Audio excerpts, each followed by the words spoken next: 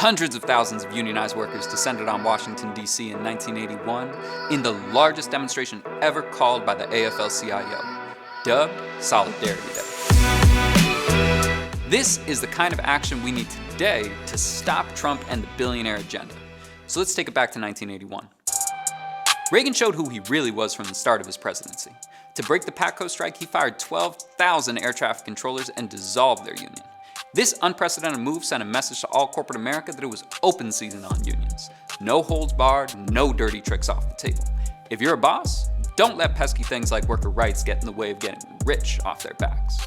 Meanwhile, he pushed the largest tax cuts in American history as a massive giveaway to the rich, at the same time that he cut and eliminated major social programs and increased military spending.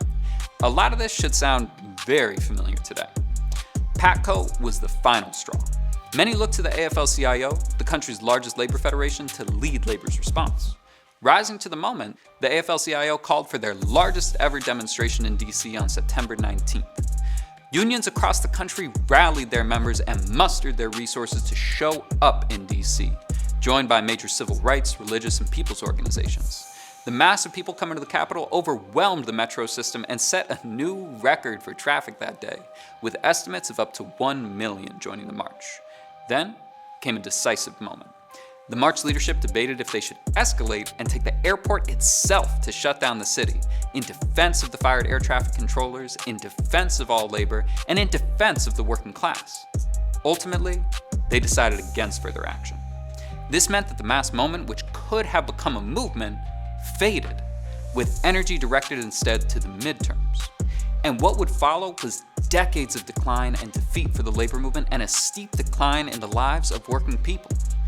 With Trump ripping up the bargaining rights of over 1 million federal workers and the billionaire agenda pursuing all-out war on working people, many are calling this PATCO on steroids. The impacts of these direct attacks are still sinking in as the dust settles. But now is a time for major action that recognizes the stakes and puts it all on the line to chart a course ahead. We look back to great moments in our history when working people stood up, from the 1963 March on Washington for Jobs and Freedom to the 2020 uprisings against racist police brutality, and we recognize their courage and clarity. This moment demands the same courage and clarity from all of us. Solidarity Day can't just live in the past of the labor movement, but must come alive again today. We need Solidarity Day 2025.